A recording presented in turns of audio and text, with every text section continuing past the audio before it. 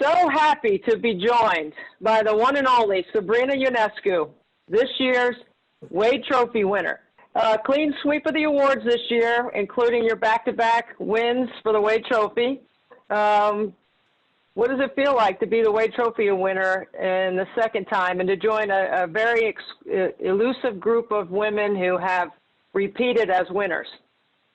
It's really cool. Obviously, couldn't have done it without teammates, coaches, everyone that was really involved. But it is an honor to be able to have gotten it for the second year in a row and to be following in the footsteps of some great players that have done that as well. We're talking about players that really only need one name, Sabrina, like Nancy, Simone, Brittany Griner, Maya, who won it 3 times, Stewie. That's an impressive list. What do you think you'll remember most about being a part of that group? Just learning from them, obviously knowing that they had won it twice, even 3 times, and the work that takes to win something like that. So honestly, just really honored and humbled to be able to even be in consideration with them and be on that list with them is awesome. So you've had quite a journey, and I think sometimes when we talk about the word journey, it's kind of cliche. I'd rather use the word trailblazing, because when you went to Oregon, they averaged your freshman year about 2,700 fans, and now you graduate with almost 11,000 fans per game. What has that trailblazing journey been like for you to bring that kind of attention to Oregon? Yeah, it's been awesome to see. Obviously crazy to come from my first year where seats were open, the arena was, half empty, and then to be in my last year where people are fighting for tickets. Everyone wants, a ticket to the game and sell out almost every single game. So it's been awesome to see how that's changed, not only for women's basketball in Oregon, but really across the board. And it's been awesome to be a part of that. So I've had a chance to be there the last 2 years to call some games for ESPN. And the one thing that I noticed about being in the atmosphere was the incredible traffic jam there was outside the arena. How many people got there early and stood outside waiting to get into the building? And a lot of not just little girls, but little boys wearing your jersey. How does that make you feel? Yeah, it was awesome. We'd be leaving shoot around before a game, and people would start lining up already 3-4 hours before the game. And it's crazy to see that. We would text each other in our group message talking about it. And obviously having everyone, the ones that were wearing my jersey, it was crazy to just see the transformation from when it first came out to towards the end. It was almost like everywhere I looked, someone was wearing that jersey. So it was really cool to be able to be a part of that. You mentioned your group text, and I assume that's with your teammates. Where were you when you found out that the NCAA tournament was going to be canceled, and what was the immediate reaction by your group text? Yeah, I was in LA when I found out, and Coach Kelly texted in our group and just said, you guys can stay where you are, go home, or stay with your families, be safe. The NCAA tournament's canceled, and I think a lot of us were in disbelief and kind of in shock about it. And then, a couple of days and hours had passed, and, we had realized that that's what had to be done. And everyone kind of was following in that direction as well, the NBA, the WNBA, other professional sports leagues. And so we realized that it was a big issue and it needed to happen. We heard all year about unfinished business. It was a theme that sort of carried through and was a great narrative for what your team was trying to accomplish all year. How do you turn that unfinished business into celebrating what was an incredible senior year, not just individually, but what you accomplished team-wise? Yeah, I think that unfinished business in anything you do will always be unfinished because there's always room to grow, always room to do more. And so I think I understood that, and obviously being very appreciative of everything along the way, from the beginning all the way to the end, every game, every road trip, every time I was able to spend with my teammates and my coaches, just because I knew it was my last year. So I'm happy that I could leave without any regret and have given it my all. So I've been doing a little extra studying on you because we've had a little extra time, and I was really impressed by the word everglow in your senior speech. When you had the microphone, you're standing on the court, you have your teammates in front of you, and I had to go to the dictionary to look it up because I wasn't quite sure what it meant. But it's a feeling of peace or love that comes from someone or something that remains in your heart. What will be the thing that you will remember most 30 years from now about this season? My teammates, picking me up when I was down, the relationships that we had, everyone that was there and in place when I was at my lowest point. I mean, stuff like that can't really, you can't really put a value on something like that. It's just something that you feel, something that you know is so strong and there, and that was evident this year, and that'll be always something that I cherish, and that kind of washes away the wins, the losses. Really, the game of basketball itself is just about people and the relationship you have with those around you. So what do you think you'll be doing with Ruthie in 30 years? I hope we go on vacation somewhere warm, enjoy our time, look back, laugh at the memories, make fun of Coach Kelly, all that stuff. Yep, that's pretty much what you do 30 years from now. That'll be fun. Break down the two-man game for me. If you were going to teach the two-man game, the middle pick and roll that you guys ran was really tough to guard. There were a lot of schemes, a lot of great defensive teams tried to take that away, yet it's almost to me like a quarterback working with the receivers in the offseason. There's some rhythm and some timing that comes with it. But if you were going to teach the two-man game in the middle third of the floor, what would be 2 or 3 tips that you would share?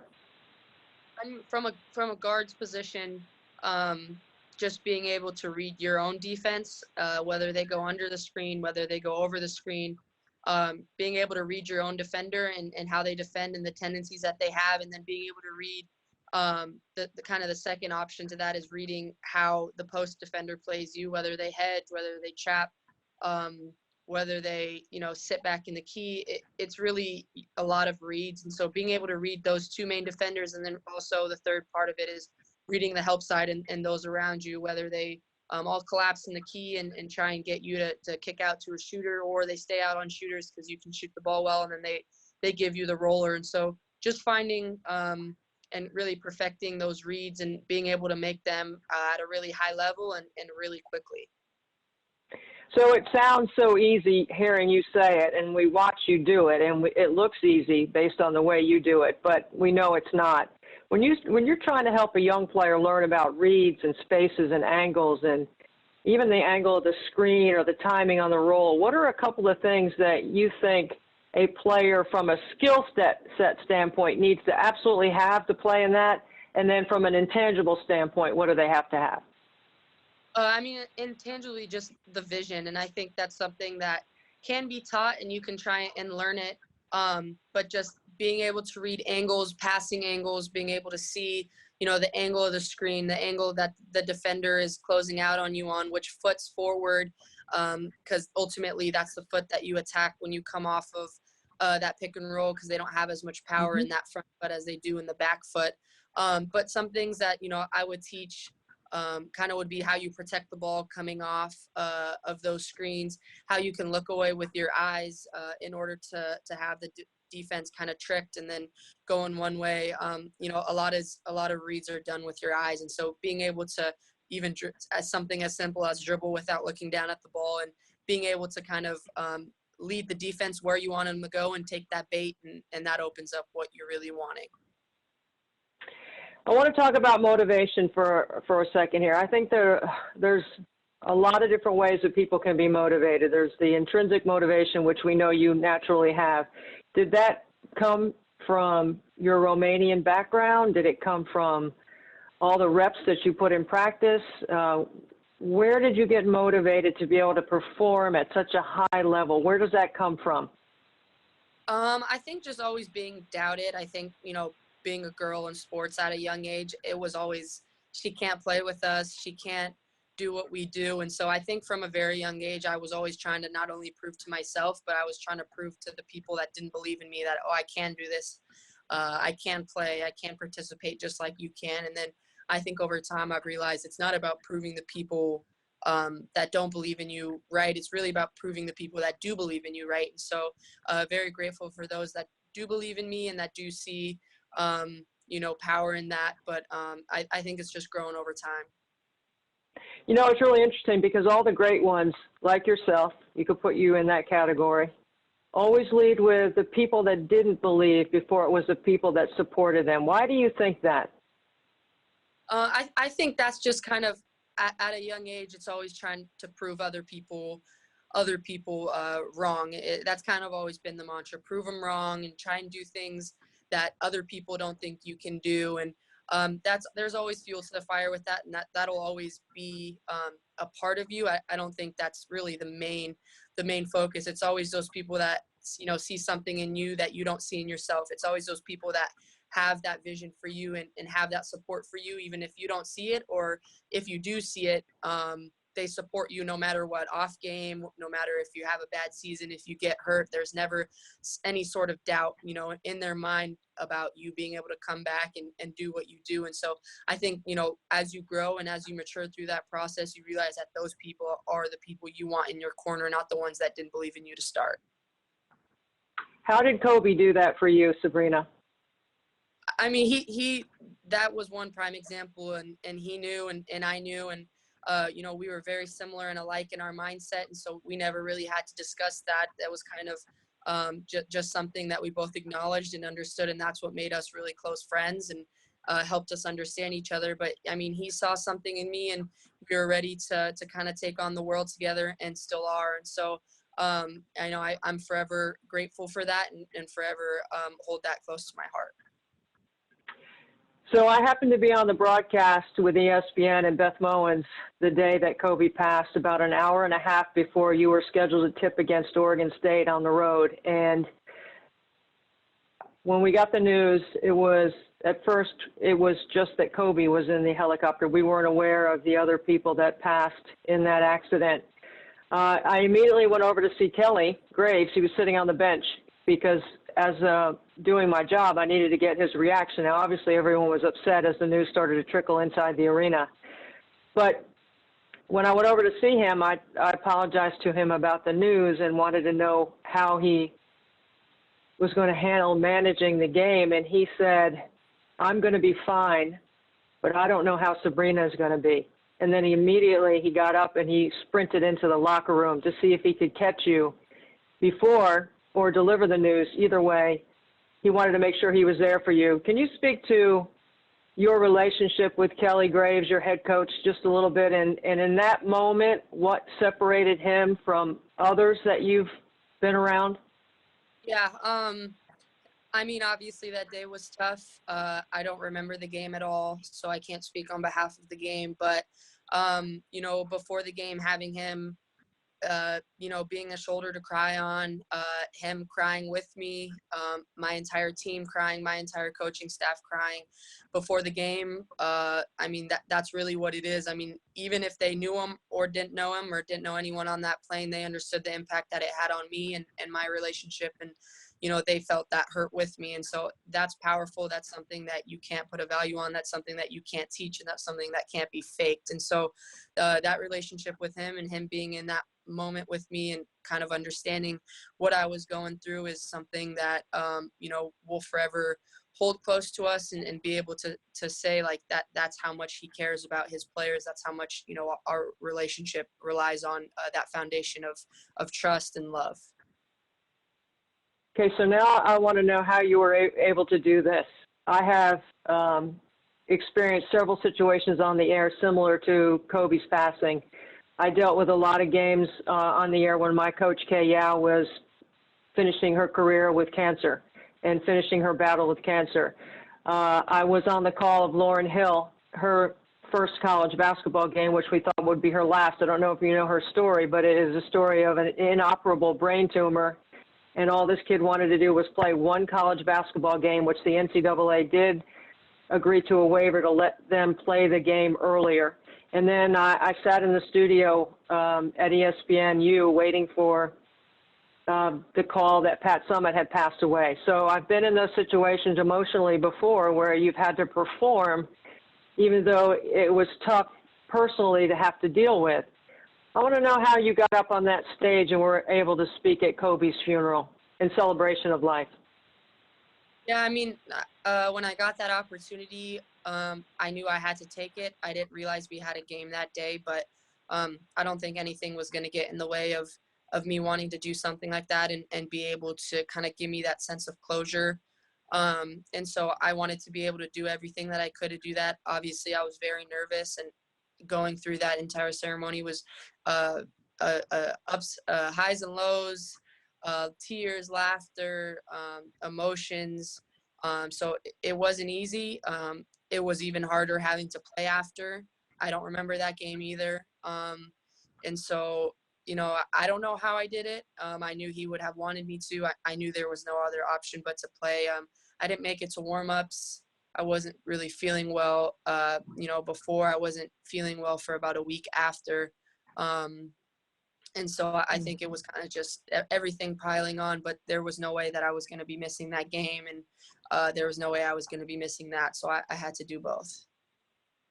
Well, we know that game was the 2000, 1000, 1000 game, and it was the most watched regular season game inside that Play for K window that week. What do you remember about accomplishing that goal? Maybe it wasn't even a goal. Maybe it was something that was not even thinkable at the time when you started playing. But what does it mean to you to have a mark that no one, male or female, in college basketball history has ever achieved? Yeah, I mean, it was something that we had talked about early in the season. Actually, in the summer, me and him had talked about it, and kind of ever since then, it had been a goal that season because I was so close, and my coaching staff and everyone at Oregon was like trying to see if I could manage to get it at home so we could celebrate at home, and then realizing that I'm gonna have the opportunity to break it at Stanford. It kind of was only fitting because it happened that day. And, going in, I didn't think I was going to because of the fact that I wasn't feeling well. And just remember kind of getting that last rebound and kind of feeling light, feeling kind of at peace, and just kind of goosebumps running, through me as I'm dribbling the ball up the court. And so I think it was very special to have it on that day. And I think he had a big part in that. So because you've accomplished something that no one has ever done, you have lots of milestone accomplishments, lots of awards, lots of individual awards, lots of team championships. I want to segue into your master's degree in advertising and brand management, I think is what it's called, right? Yeah. How are you going to parlay your basketball skill, all your accomplishments, everything that you've done in the game thus far, into a marketing platform for yourself and for the game? Yeah. I mean, that's ultimately why I got into this program and took it, just because I realized that it's bigger than basketball. It's bigger than your sport you play, and everyone really has different platforms and kind of a different level of reach. And so I think going through this process, I've realized that I do have a platform in order to stand for something that's bigger than myself and bigger than basketball. And so kind of understanding that I am a brand in myself and trying to align my visions and my goals for not only what I am, but for women's basketball and for what I believe and stand for. And so I think I'm still learning that. Obviously not done with the program, and probably will still be learning, from the program for years to come. But I'm excited to be able to use my brand and my platform for something that's ultimately bigger than myself. Years from now, you might be a chapter in one of the books in that classroom. Okay, what would you think that chapter would be about? That's tough. Hopefully it'd be about, someone that, all the odds are kind of not in her favor, whether it's being, a girl in sports or achieving things that people don't find fitting because a man hasn't done it, whether it's the 2K, 1K, 1K, or the triple doubles or anything. Sometimes, that gets taken away from you because it hasn't been done in men's college basketball. So hopefully just being able to be someone that has broken down barriers to get where she is, but also to keep going and to not be satisfied with where it is. So hopefully that's a chapter that stays unfinished for a while, because I think there's more to do. I was recently reading an article, and it was about the name, image, and likeness conversation taking place in college athletics right now. And the article had, out of the D1 ticker, had you with an estimated endorsement value of $250,000 based on your Instagram account. And that put you in the top 10 of college athletes this season. Cole Anthony from North Carolina was number 1, but you were in the top 10. How do you feel about that opportunity for college athletes, in the future? And what do you think about being in the top 10 in terms of brand recognition on that sort of endorsement level? Yeah, obviously really cool. I don't think, when I started my Instagram when I was in 6th grade that it ever, get me to this. I begged my family to let me get one, just to post about cool. And now, I'm still on the same account and still posting. I think it's cool. I think it's a great idea. I mean, we do have such a big platform and college as well. I mean, the amount of people that reach out to us, girls, boys, regardless of what it is, we are influencers and we do use our platform for good. And so I think that's obviously really cool and humbling. And also, I don't know what's going to happen with the name, image, and likeness situation. I hope they find something that's in the best interest for the student athletes and also the university as well. So I am intrigued to see where that leads and where that goes. So what do you see? Like a book, a documentary, a shoe, a clothing line? What do you see for yourself? Like, what are you thinking? Because I know that you've talked about women's sports in the past and maybe not being on the top level or the top tier because the guys get more recognition in other ways. Maybe there's more media coverage. What are some of the things that you think you see down the road for yourself, or what would you like to have happen if you had a blank slate and could just create what you want? Yeah, I am really into books, and so I think it would really it'd be really cool if I would, be able to kind of partner with a book company or do something of the sort to try and get my story out, and also the fact that I love reading, and I think books have so much power and knowledge and helping the youth and kind of, all the way through. I think it reaches a great variety of people. And so obviously that, and then, on the sport aspects of things, a shoe would be really cool. Anything would be, whether it's clothes or anything, I don't really know, but I'm excited to see where it goes, and I'll make sure to get you a pair of SI20s if they come out. I was going to ask you if you had your logo done. Do you have your patents taken care of? I mean, I'm definitely going to wear it. I'm size 10, just so you know, 10 and a half. If you can hook me up, I'll take it. All right. The last thing I want to ask you about is about the draft. The draft is coming up. You're projected to be number 1 to New York. There's a lot of excitement about the WNBA on most years. Unfortunately, this year is a different setting and different set of circumstances for our country. Yet we're still going to have the draft. So there's still that bucket list item. I would imagine that when you were in 6th grade putting your Instagram account together, that you were dreaming of being in the WNBA one day. So what are you thinking? Yeah, obviously very excited. It's not going to happen as I had planned to be, there, to be able to hear my name called across the stage, to be able to be with my family and friends and my coaches. But I think they're doing, what they can to try and still make it very special for us. And so, I'll be at home, with my close family that I've been in contact with, and hopefully we'll be able to share, a great moment, although, the rest of my family and people that I'm close to won't be able to be there. Hopefully in these next few months when things start clearing up, I'll be able to see them and celebrate with them. But I am excited for that next chapter. And then just one last thing, what have you been doing during the virus quarantine, and what have you been spending your time on getting ready for the draft? Yeah, I'm working out. I'm still shooting. I'm lifting in my backyard. I'm reading. I'm also in my last quarter of school, and that started about a week ago. And so staying on top of that and making sure that I try and get on top of things before life gets hectic and back to normal. So really just using this time to rest, get better, and just keep building and not staying, complacent. Thanks a lot, Sabrina. Congratulations on winning the Wade Trophy. You're a wonderful champion. Thank you.